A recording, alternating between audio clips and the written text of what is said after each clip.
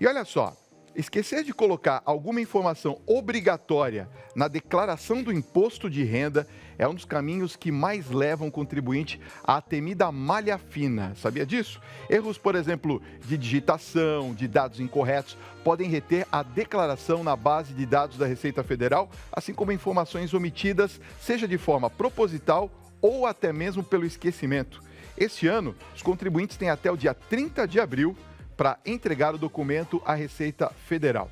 Se o contribuinte perder o prazo ou se não declarar, caso seja obrigado, poderá ter de pagar multa de 1% ao mês. Olha que loucura! Ou então a fração de atraso sobre o total do imposto devido, ainda que integralmente pago, ou uma multa mínima de R$ 165,74. Quem conversa agora, às 8 horas e 37 minutos ao vivo conosco, sobre esse importante assunto que intriga o bolso de milhares de brasileiros, é o auditor e especialista em imposto de renda, Daniel Nogueira. Está no ar ao vivo mais uma edição nesta sexta-feira do nosso Tribuna Independente.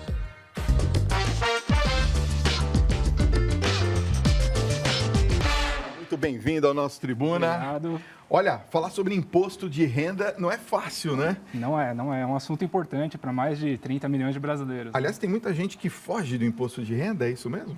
Hoje é muito difícil, né? O contribuinte fugir do imposto de renda pelo nível de informações que a Receita Federal já tem. Mas ainda assim, alguns tentam fugir. A informatização gerou que a malha fina fosse mais rigorosa a partir de uns 10 anos para cá? Sim, mais rigorosa e feita de forma mais automática, né? Hoje a Receita ela tem um nível de informações que é muito simples para ela cruzar essas informações. Então, hoje, automaticamente, se o contribuinte erra ou esquece de informar alguma coisa, ele automaticamente já vai para a malha fina, né? Agora, Daniel, quais que foram as novidades? Eu sei que tem novidades nesse imposto de renda de 2018. Quais são as principais novidades que o declarante tem que ficar atento? Bom, nós temos as três principais alterações para esse ano, né? Primeira, no layout do sistema da Receita Federal.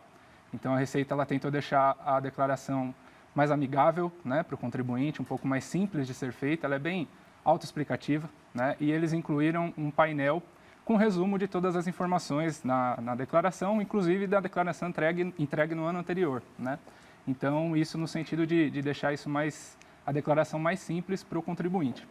Porque eu percebo também, na verdade, que o contribuinte ele tem uma certa dificuldade com a manipulação do programa. Então, você está me dizendo que ficou mais fácil a interface para as pessoas que querem fazer por conta própria o imposto e não contratar um terceiro, vamos dizer assim, para fazer por ele, é isso? É isso.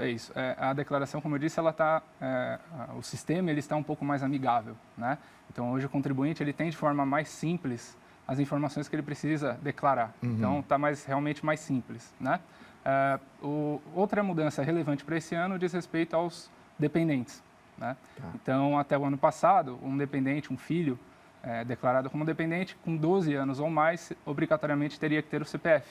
E esse ano, a partir de agora, nós temos a obrigatoriedade a partir dos 8 anos, né? E o contribuinte já tem que ficar atento, porque para o próximo ano já não terá mais a questão de idade. Então, qualquer dependente, qualquer filho informado, deverá ter CPF. E aí nós teremos que tirar o CPF da criança a partir de que idade? A partir do nascimento. Do nascimento? Exatamente. Mas isso é possível hoje? É possível, no Brasil é possível. No Brasil é possível. Sim, por exemplo, no nascimento, quando se já faz a certidão de nascimento, já se consegue tirar o CPF da criança? Exato. Os pais já dão entrada no CPF, né? E será obrigatório a partir do próximo ano. Onde que é feito isso? No cartório mesmo? Sim, no cartório. E aí, como qualquer outro cidadão, né, você dá a entrada no pedido do seu CPF. Tá. E a partir daí é questão de tempo para o CPF sair e o contribuinte poder declarar um dependente a partir de qualquer idade. Bom, e quem que é obrigado a declarar o imposto de renda? Qual que é a renda mínima necessária? Nós temos algumas situações, né, que obrigam o contribuinte no Brasil a enviar a sua declaração. As principais, a primeira delas diz respeito ao rendimento tributável. O que são rendimentos tributáveis? São salários, né, aluguéis que o contribuinte tenha recebido. E se ele recebeu esse tipo de rendimento, né, em 2017, no valor igual ou superior a R$ 28.559, ele já é obrigado a enviar a declaração de imposto de renda, né? Outra situação que é muito comum são os rendimentos isentos e não tributáveis, que são aqueles que não são efetivamente tributados, né, como FGTS, dividendos, no caso de sócios de empresas. Se eles receberem um valor igual ou superior a 40 mil, também são obrigados a enviar a declaração. E tem uma outra situação muito comum que diz respeito à questão dos bens, né? Então, se o contribuinte ele tem posse de bens superiores a 300 mil reais, também ele é obrigado a enviar a declaração à Receita Federal. Certo. No caso, por exemplo, das pessoas que devem pagar o imposto de renda, como que é feito esse pagamento? Bom, a partir do momento que o contribuinte elaborou a declaração, fez o envio à Receita Federal, né, ele vai apurar ali se ele teve imposto a pagar, né, ou uma possível restituição. Ele tendo imposto a pagar, ele tem algumas opções. Se esse imposto a pagar for inferior a R$10, ele nem precisa se preocupar com o pagamento, né? Então, ele entregou a declaração, fez toda a apuração do imposto dele e, no final, ele viu lá que tem um valor abaixo de R$10 para ser recolhido, ele não vai recolher. Ele vai esperar e, no próximo ano, se tiver novamente imposto a ser recolhido e aí sim somar mais do que R$10, ele aí sim vai fazer o recolhimento. Se ele apurar o imposto, né, e chegar à conclusão que ele tem imposto a pagar e esse imposto ele está ali no valor entre R$10 e R$100, ele tem que fazer o pagamento à vista. Então, ele vai emitir o que nós chamamos de DARF, né, que é uma guia para recolhimento. E entre R$10 e R$100 ele vai imprimir, o próprio sistema gera esse DARF e ele vai fazer o recolhimento e acabou o assunto. Se ele tiver eventualmente mais do que R$100 a ser pago, ele pode parcelar esse imposto. O imposto ele pode ser parcelado em até 8 cotas, né, desde que cada cota tenha um valor mínimo de R$50. Entendi. Bom, nós temos perguntas dos telespectadores, já estão chegando aqui, você deve participar do nosso programa. Nós estamos ao vivo nessa sexta-feira, são 8h42, então você pode enviar suas perguntas para este número que está aparecendo aqui no vídeo, 11 95033 6870. Envie só mensagens de texto, colocando o seu nome e a sua localidade também, tá bom? 11 95033 6870. Daqui a pouquinho eu volto com mais perguntas, as perguntas dos telespectadores, tá bom, Daniel? Olha só. Daniel, eu queria fazer uma pergunta aqui de uma telespectadora que eu acho que é de muitos telespectadores. Sim. Boa noite, Fábio. Boa noite, doutor Daniel. Eu posso, quem pergunta é Éder de BH, Belo Horizonte. Um beijo a vocês aí de Belo Horizonte. Eu posso deduzir os remédios do imposto de renda, Daniel? Realmente é uma dúvida bem comum, né? Como a Receita Federal ela permite que sejam abatidos despesas médicas, muitos contribuintes acabam achando que medicamentos, né, são dedutíveis e, na verdade, não são. Não são. Não são. Quando a Receita ela fala de despesas médicas, são despesas com hospitais, clínicas, exames, né, despesas com médicos, efetivamente, mas não de medicamentos. Certo. Olha, eu queria perguntar quais são os erros mais comuns, porque claro que nenhuma declaração é 100% perfeita, a gente sempre erra em alguma coisa. Quais são os erros mais comuns que as pessoas cometem?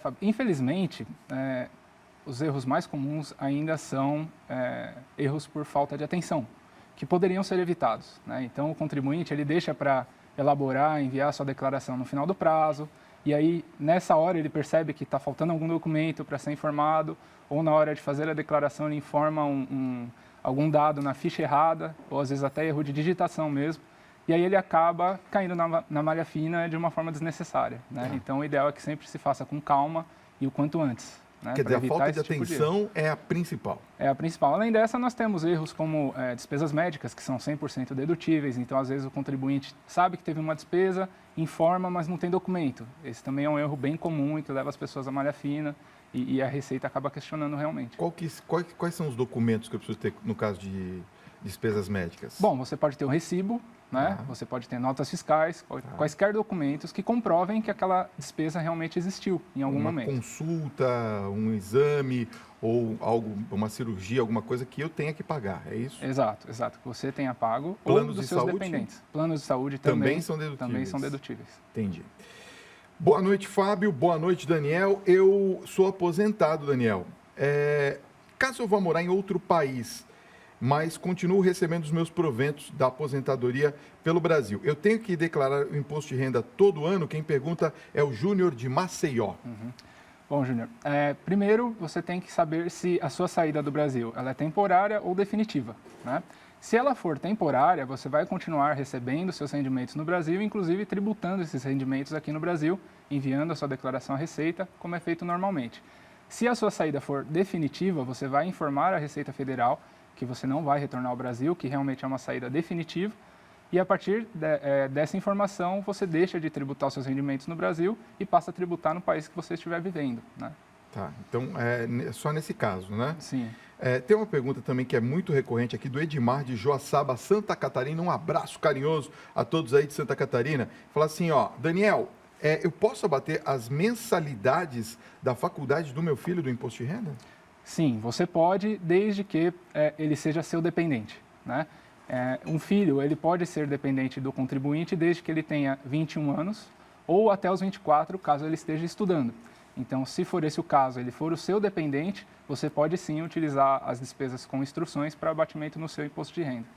No caso de quem compra e vende imóveis, como que eu faço essa declaração corretamente? Sim, no caso da compra, nós sempre recomendamos que seja informado o total pago, né, na ficha de bens e direitos.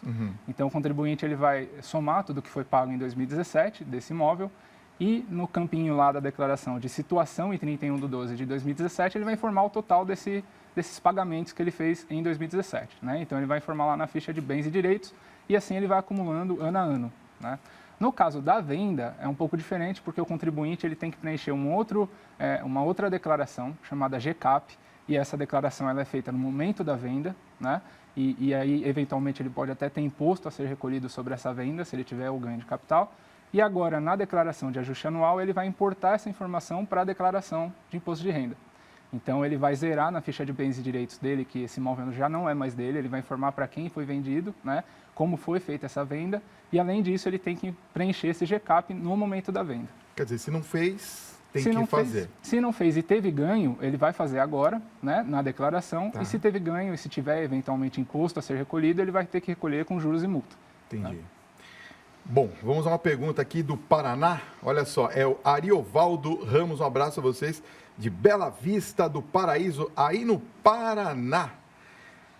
Ele está perguntando assim, Daniel, e as pessoas que têm uma empresa, uma firma, e não deu baixa, mas também não está movimentando, como que fica com relação ao imposto de renda? Bom, hoje em dia no Brasil, o simples fato de você ter uma empresa, ser um sócio de uma empresa, não te obriga a enviar a sua declaração de imposto de renda, de pessoa física, né? Desde que ele não esteja naquelas outras situações que nós citamos no começo. Caso ele esteja, ele vai ter que informar, vai ter que enviar a declaração de pessoa física dele, inclusive informando que ele é sócio de uma empresa, né?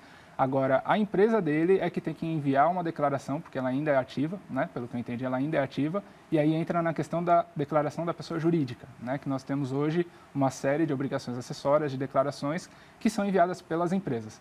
No caso da pessoa física, ele só é obrigado a enviar se ele estiver em uma daquelas situações que nós falamos no começo. No caso do MEI, microempreendedor individual, que hoje também está em alta, né? Sim, se ele for MEI, né, ele tem as declarações específicas do MEI para serem entregues, né, que é da pessoa equiparada a uma pessoa jurídica. E se ele estiver naquelas situações que nós falamos, ele também vai ter que enviar a declaração de pessoa física. Então, são duas obrigações diferentes. Né? Entendi. Quer dizer, então aí no caso tem que prestar atenção também com a pessoa jurídica, não pode deixar de entregar imposto de renda, né? Exato. Tem multa para quem não entrega imposto de renda, por exemplo, pessoa jurídica sem movimento? Na verdade, a pessoa jurídica ela tem uma série de obrigações, não é só uma declaração. Tá. Né? Então, claro, se ela deixar de entregar, ela vai ter que pagar multa, vai sofrer, né, as consequências de não ter entregue. Mas hoje em dia não são várias obrigações acessórias para as pessoas jurídicas também. Então, o contribuinte ele tem que se atentar também à pessoa jurídica. Muito bem. A gente vai continuar, vou deixar você tomar uma aguinha, tem muitas perguntas aqui, você pode continuar enviando para a gente. Daniel, olha, tem uma pergunta que chegou aqui que eu separei, que é interessante para todos nós também sabermos, porque às vezes tem aqueles detalhezinhos que a gente não se atenta. Boa noite, Fábio. Boa noite, Daniel. Gostaria de saber se a declaração de renda é necessário colocar esposa e filho como dependentes ou que seria mais viável colocar os dois como... não colocar os dois como dependentes e declará-los individualmente. É uma dúvida muito frequente também, creio eu, né? É uma dúvida bem frequente e o que nós recomendamos é que sempre o contribuinte faça simulações, né? Então, ele tem que lembrar que quando ele declara um dependente, seja um filho, seja um cônjuge, ele tem que também trazer todas as informações desse dependente para a sua própria declaração, inclusive os rendimentos. Ou seja, ele pode ali ter até mais imposto a pagar, né, caso esses dependentes tenham muito rendimento, né? Então, o ideal é que ele faça a declaração, inclua esses dependentes, ele vai ter uma dedução de R$ 2.200 por dependente, né? Mas ele também tem que trazer todas as informações deles, inclusive rendimentos, bens e tudo mais, e aí ele verifica se com os dependentes ou sem os dependentes é o que vale mais a pena, né? Só tem que ficar claro que esses dependentes também não podem ser obrigados a enviar a própria declaração, senão eles não podem mais ser dependentes, né? Isso mesmo que eles sejam declarantes isentos, por exemplo. A esposa seja isenta, colocou dependente e não tem que declarar mais nada, é isso? Se a esposa ou o filho forem isentos, eles podem sim entrar como dependentes na declaração de um dos contribuintes. Ter o abatimento de 2.200, Exato, ele isso? vai ter o abatimento, mas também ele vai ter que trazer todas as informações desses dependentes. Agora, quais são as penalidades de quem não entrega o imposto de renda dentro do prazo, Daniel? Bom, a Receita esse ano estipulou o prazo até 30 de abril, né? Então até às 23 horas e 59 minutos de abril, o contribuinte pode enviar a sua declaração. Caso ele não envie, ele vai ter uma penalidade aí de 1% do imposto devido ao mês de atraso. É uma multa que, no mínimo, é de R$ 165,74 e pode chegar a 20% do imposto devido. Então, é bom o contribuinte se atentar e enviar a declaração aí até 30 de abril. Bom, então até dia 30 de abril tem que entregar a declaração, não é para fazer no dia 29, à noite, de madrugada e mandar, porque congestiona tudo, né? Exato. Como nós sempre falamos, a declaração ela será enviada agora, entre março e abril, né? Tá. Mas ela refere-se a 2017. Sim. Então, o contribuinte ele já tem que ter essa cultura de se antecipar, né? E organizar a sua documentação, organizar tudo para que seja declarado sem problemas lá em abril, né? No momento de enviar. Bom, eu queria saber mais uma coisinha a respeito ainda da declaração. Assim, uma orientação básica para quem fala assim, olha, eu sempre pago para o vizinho, para o parente, para fazer declaração, porque eu não sei mexer com esse negócio e a pessoa já entra em pânico só de baixar o programa e ver o programa na tela. Tem alguma dica de ouro assim para aqueles telespectadores começarem a fazer o próprio imposto de renda? Tem. A Receita ela vem disponibilizando uma série de facilidades para o contribuinte, né? Então, ela tem um canal de comunicação, que é o número 146, então você pode falar diretamente com a Receita Federal hoje em dia. Ela tem também no próprio site um manual de perguntas e respostas que praticamente cobre todas as dúvidas dos contribuintes, então ajuda bastante também. E a própria declaração, hoje, como eu disse, ela é muito amigável. Então, você tem o próprio ajuda da declaração que dá todas as informações que precisam ser preenchidas, como devem ser preenchidas. Então, hoje é realmente muito mais simples você enviar a declaração. Claro, ainda tem contribuintes que têm dificuldade, né? Tem um certo medo de enviar alguma coisa errada, e a gente sempre recomenda que seja procurado um especialista, um contador de confiança que possa ajudar. Agora, se a pessoa também enviar errado, pode fazer uma retificação, não pode? Ela pode retificar por 5 anos a declaração, então ela tem um bom prazo para isso. Ela só não pode mudar algumas coisas na declaração. Se ela enviou de um jeito, a partir de 30 de abril, ela pode retificar, mas tem algumas informações que ela não pode mais mudar. Entendi. Por exemplo, Por exemplo, se ela vai utilizar a declaração simplificada ou completa, ou seja, se ela vai usar as despesas para abatimento ou não. Entendi.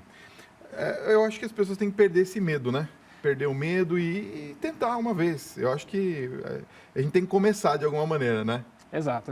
Como eu disse, hoje a declaração é muito autoexplicativa, ela é bem simples. É só o contribuinte realmente ter atenção e revisar sempre as informações antes de enviar. Daniel Nogueira, auditor especialista em imposto de renda, obrigado pela sua presença. Obrigado. Foi muito boa a nossa conversa nessa noite. Obrigado, viu? Obrigado.